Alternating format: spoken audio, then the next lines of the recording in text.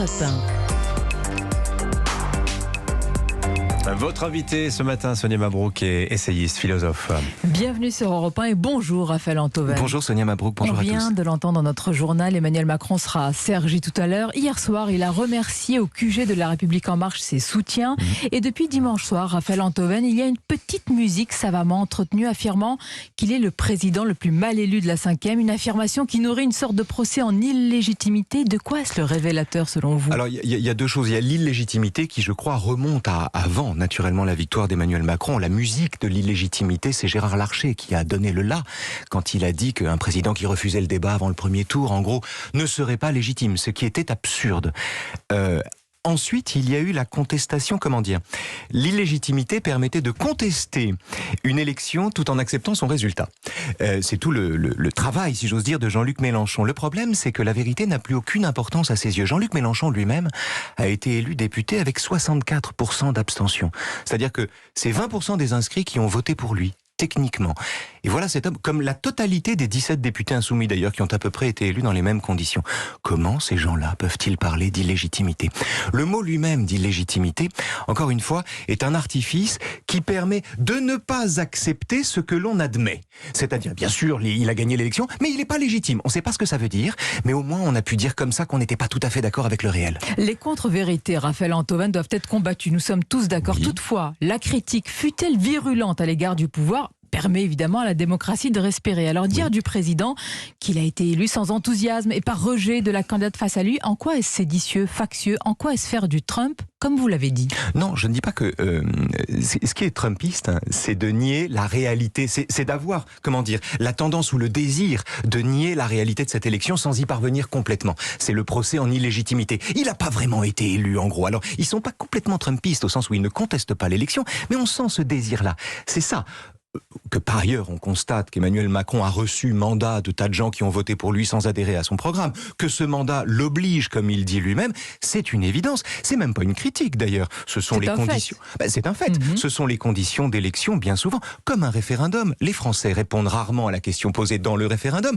Une élection présidentielle, au second tour on élimine. Il est naturel que tout le monde n'adhère pas à celui pour qui par ailleurs il vote. On bouscule beaucoup nos institutions en ce moment. Oui. Une affiche dévoilée hier suscite la polémique, en tous les cas beaucoup d'interrogations, celle de Jean-Luc Mélenchon, Premier ministre. Vous avez réagi en affirmant que le leader de la France insoumise était dangereux. Pourquoi ? Je pense qu'on étudiera plus tard cette affiche pour dire d'abord quelles étaient nos institutions au début du XXIe siècle et pour dire aussi qui étaient les gens dangereux, justement, qui sont susceptibles de s'asseoir dessus pour un bénéfice à peu près nul.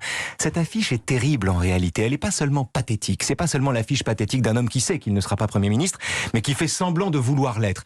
C'est une affiche terrible parce que Mélenchon présume que dans l'hypothèse où les Insoumis ou l'Union populaire emporteraient les législatives, hypothèse hautement improbable, il serait automatiquement, lui, nommé Premier ministre. Mais pourquoi Emmanuel Macron n'irait pas chercher un plus jeune, un Quatennens, un Corbière, un Ruffin même? Pourquoi aller chercher Mélenchon? C'est-à-dire, la certitude que c'est lui qui sera nommé est en elle-même, je trouve, plus inquiétante et plus dangereuse que le désir de croire qu'il va gagner les législatives après avoir perdu les présidentielles. Vous vous en prenez systématiquement, Raphaël Antoven, ou même dans le débat politique, vos flèches sont invariablement décochées vers Jean-Luc Mélenchon, à la gauche de la gauche, ou vers le camp national, Le Pen, Zemmour.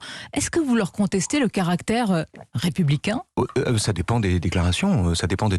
Quand Éric Zemmour considère que, quand il dit vive la France, enfin vive la République et surtout vive la France, oui, ça n'est pas une déclaration républicaine. C'est-à-dire que il fait prévaloir une essence, une éternité française sur une accidentalité républicaine. Je pense exactement l'inverse.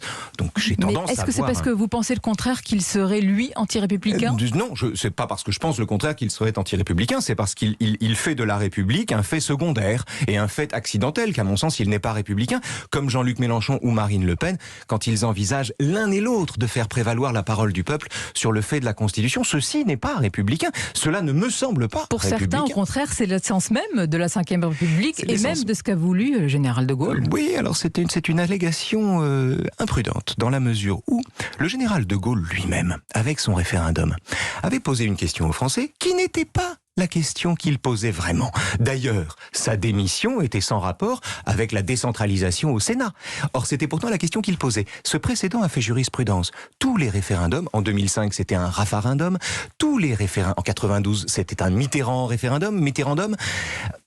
Tous les référendums, ne posent pas la question qu'ils posent. C'est en cela que l'exercice référendaire pose un problème démocratique. C'est que bien souvent, les individus jugent non pas la question qu'on leur pose, mais celui qui la leur pose. Mais en disant dangereux pour Jean-Luc Mélenchon, extrême droite pour Marine Le Pen, est-ce que ça n'annule pas tout débat? À votre place, il y a quelques jours, je posais la question à Marcel Gauchet, j'imagine que vous l'appréciez, peut-être que vous l'admirez, je lui demandais, est-ce que Marine Le Pen est d'extrême droite? Non, me dit-il, il apporte une explication qui est factuelle et il n'est pas dans l'affect. Est-ce que cela vous choque? Non, pas du tout. Il a le droit de penser ça. Il a le droit de penser. D'ailleurs, c'était au départ. Je ne sais pas s'il est dans la vérité, il ne m'appartient pas de le dire. C'était au départ la thèse de Taguieff, d'ailleurs. Taguieff lui-même, Pierre-André Taguieff, il y a 20 ans déjà, disait le Front National. Le Front National est un mouvement populiste avant d'être un mouvement d'extrême droite. Et il est vrai que si Marine Le Pen agrège 42% des suffrages, c'est pas parce qu'il y a 42% des Français qui sont d'extrême droite. Néanmoins, qu'il y ait un noyau dur d'extrême droite au Front National, que le GUD tienne les finances, que par ailleurs on y retrouve des éléments de langage qui sont typiques de l'extrême droite et que son projet en lui-même soit un projet, à mon avis, séditieux, tout cela fait que, il y a de l'eau au moulin des gens qui considèrent qu'elle est toujours d'extrême droite. L'erreur, me semble-t-il, serait de dire extrême droite, nos passaranes, faisons les castors, faisons barrage. C'est ce qui s'est un petit peu passé à l'entre-deux tours, d'ailleurs. Bien sûr, c'était inévitable, mais c'était pas comme disait Finkielkraut il y a 20 ans, inévitable. C'était nous pas ne pouvions comme pas avoir un débat de fond, comme le mérite notre pays. Pas dans ces conditions-là. Ça m'étonne de la part du professeur de philosophie et du penseur que vous êtes. J'ai constaté l'impossibilité d'en avoir un. Il y a 20 ans, Alain Finkielkraut parlait déjà de la grande quinzaine anti-Le Pen, je me souviens, dans l'entre-deux tours. Dans une circonstance comme celle-là, tout est mobilisé. Je faisais partie des gens qui considéraient qu'il fallait dire halte au naze plutôt qu'au nazisme et qu'il fallait s'en prendre à l'incompétence de Marine Le Pen plutôt qu'à son caractère autoritaire ou séditieux. Mais que les affects se mêlent, que les arguments se mêlent face à un carquois où il y a des reproches absolus et des critiques concrètes, ça me paraît le jeu politique. Critiques concrètes, oui, mais est-ce qu'on n'est pas dans l'invective quand on dit naze? Et est-ce que vous ne ressemblez pas, Raphaël Enthoven, ce n'est pas du tout un avis, c'est une question en miroir inversé à ceux que vous dénoncez. Je prends l'exemple du procès qui vous oppose au journaliste et militant Taha Bouafs, proche de la France Insoumise, qui a été condamné, je le précise, pour injure raciale et que vous avez qualifié, je cite, de collabo. Est-ce que vous assumez ce qualificatif dans le débat public aujourd'hui? Écoutez, Taha Bouafs a raconté que des CRS épongeaient le sang des morts à Tolbiac. Taha Bouafs a voué à la disparition les pouilleux de Charlie Hebdo, comme il dit. Il traite systématiquement de collabeurs ou d'arabes de service, je crois que vous en faites partie d'ailleurs, des franco-marocains amoureux de la République. Taha Bouafs a été condamné pour injure publique à raison de l'origine. Il retweet des islamistes, il pratique le cyberharcèlement. À mes yeux, le mot de collabo ne relevait pas de l'insulte dans ces conditions, mais du constat. Et le fait que la France Insoumise et l'Union Populaire présentent un tel candidat à la députation me paraît, fou en réalité. Et qu'il nous fasse ensuite le coup du racisme en expliquant que si on regrette cette candidature, c'est parce qu'on n'aime pas les Arabes, c'est tout simplement monstrueux. S'indigner qu'un parti qui se veut républicain présente un candidat qui lui-même a été condamné de cette façon-là, me paraît être relevé de l'antiracisme plutôt que du racisme. Mais est-ce que la liberté d'expression, Raphaël Enthoven, devient la liberté finalement d'insulter, d'invectiver, de rabaisser? Vous pouvez considérer qu'il est, pour reprendre votre terme, collabo, mais est-ce que ce n'est pas simplement une liberté d'invectiver? C'est-à-dire que dans le cas du mot collabo, c'était une reprise du lexique qui était le sien. Le mot de collabeur. Je me situais au niveau qui était le sien, à celui-là.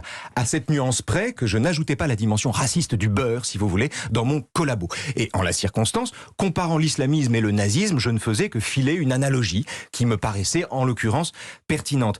Encore une fois, je ne crois pas que ce soit une insulte en ce qui le concerne. Il me paraît que c'est un comportement qui est détaillé, qu'on peut repérer, qu'on peut retrouver et qui correspond au sien. Et vous revendiquez finalement une liberté d'expression, parce que vous l'avez dit sur les réseaux sociaux, à peu près absolue au total. Donc la question découle de source. Le rachat par Twitter d'Elon Musk, c'est une bonne nouvelle pour la liberté d'expression, sachant que des comptes bannis autrefois pourraient être réactivés. Moi, je ne revendique pas une liberté d'expression totale. Quand c'est la vôtre, j'ai l'impression que si. Non, j'ai pas traité Taha Bouafs de sale arabe et il m'a pas traité de sales juifs. Ceci relève d'une limite absolue, pour le coup, à mes yeux. Et je considère qu'on est plus libre dans un pays où des propos comme cela sont interdits que dans des propos où ils sont autorisés. C'est tout le problème que pose Elon Musk. La liberté absolue, c'est pas la liberté. La liberté absolue, c'est la loi du plus fort. En matière de pandémie, ne pas mettre son masque au nom de la liberté, c'est contaminer l'autre. Ne pas se faire vacciner, c'est être dangereux de la même manière. Et en matière d'opinion, dans le registre des opinions, considérer qu'on peut avoir le droit de tout dire, c'est la liberté du renard dans le poulailler. Mais qui est l'arbitre? C'est intéressant. Dans le débat des opinions, qui est l'arbitre? Est-ce que c'est l'Union européenne qui déjà commence à dire oui, mais attention, Monsieur Musk, tout ne peut pas être dit, il y a des règles? Est-ce que c'est les États-Unis? Quel est l'organe ou l'organisme suprême qui dicte tout cela? Écoutez, il existe depuis cette année, ça a été voté cette année, ce sera applicable en 2023, ce qu'on appelle le Digital Service Act. Ça, c'est l'Union européenne. C'est très concret. L'idée que, par exemple, les plateformes seront dans un an responsables des contenus qu'elles produisent, c'est très important. Attendons que ça se fasse. Attendons que ça se fasse. Chemin. Je dis vive l'Europe. Je dis vive l'Europe dans ces conditions. Ceci n'est pas coercitif. Ceci n'est pas coercitif. Et quant à la question de la liberté, vous avez raison de dire qui est quelqu'un pour dire à un autre ceci vous avez le droit de le dire et ceci vous n'avez pas le droit de le dire. Le problème, c'est que si personne ne s'autorise à le faire, on met tout sur le même plan. Oui, mais est-ce que c'est toujours les mêmes qui s'autorisent à le faire? Vous voyez que depuis l'annonce de ce rachat, une forme bien pensance, diront certains, s'érige en donneuse de leçons. Est-ce que ce sont toujours ces mêmes-là, justement, qui indiquent les règles? Moi, je ne vois pas de bien-pensance, si vous voulez, dans le constat qu'il y a quelque chose de liberticide dans une liberté totale. Si vous laissez tout le monde... Alors, si chacun avait une égalité des chances, si chacun avait les mêmes armes au départ pour dire ce qu'il peut, pourquoi pas? Mais là, c'est pas le cas. Vous avez des monstres, des géants. Elon Musk lui-même, par exemple, terrorise les journalistes qui parlent de Tesla, ou terrorise les journalistes qui parlent de SpaceX. Les journalistes eux-mêmes s'auto-censurent. Ces pratiques-là, dans le monde, dans le Twitter d'Elon Musk, ces pratiques-là deviendront, comme elles l'étaient avant, monnaie courante. Ceci me paraît extrêmement délétère. En tout cas, c'est une perspective que je trouve liberticide et non pas libérale. Donc pas de liberté absolue. Non, pas de liberté absolue. Vous teniez à peu près le même discours dans un autre domaine, celui de la pandémie qui n'est pas terminée, et vous étiez pour la restriction de liberté, quitte à qualifier ceux qui s'en plaignaient, Raphaël Antoven, de tous les mots. Et je vous cite, de cons, de monstres. Vous continuez à affirmer aujourd'hui qu'il n'y a pas d'antivax qui soit digne d'écouter, de comprendre? Antivax systématique? Non, j'en ai pas rencontré. Mais je demande qu'à rencontrer. Je n'ai pas encore été démenti de ce point de vue. Je n'ai pas rencontré. Mais comment vous démentir? C'est quand même compliqué. J'en ai pas. Si vous voulez, il m'est arrivé de rencontrer des gens qui pour eux-mêmes ne voulaient pas être vaccinés.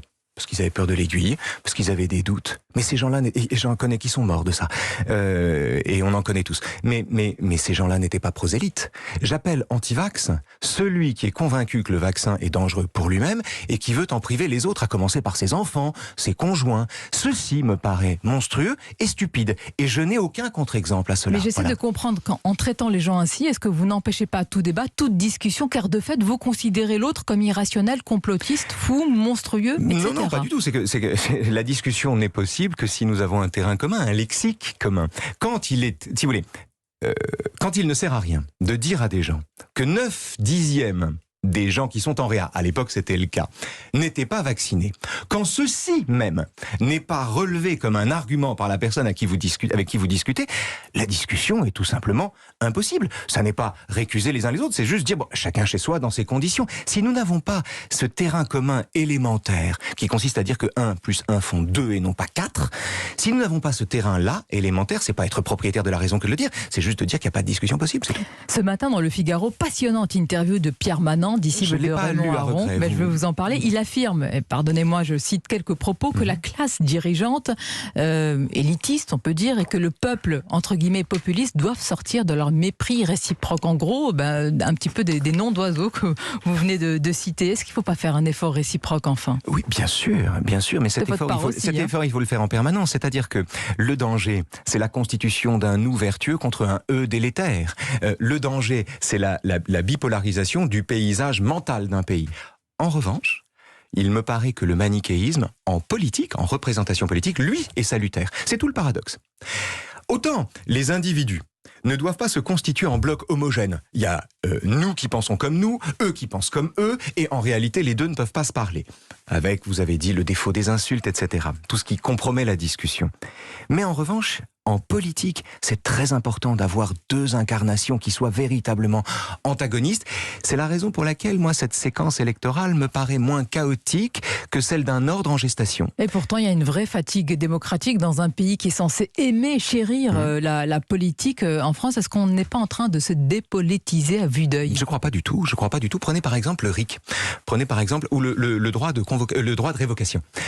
Le RIC. Bien des gens qui étaient partisans du RIC, souscrivant à la thèse d'Étienne Chouard qui consistait à voter sans élire, étaient hyper politiques et se sont abstenus de voter, non par dégoût de la politique ou par désintérêt, mais au contraire par hyper-politisation et parce qu'ils avaient le sentiment qu'en allant dans l'isoloir, ils abjuraient un peu de leur souveraineté. Et donc, il y a dans l'abstention massive des dimensions complexes, parfois contradictoires, qu'il faut prendre en compte, mais toutes ne signifient pas la dépolitisation. Alors, on va conclure en disant vive le débat, vive la liberté, mais pas absolue. Ah non, pas absolue. Merci. Non, c'est pas la liberté absolue, encore une fois. Merci Raphaël Antoven. Bonne journée à tous nos auditeurs.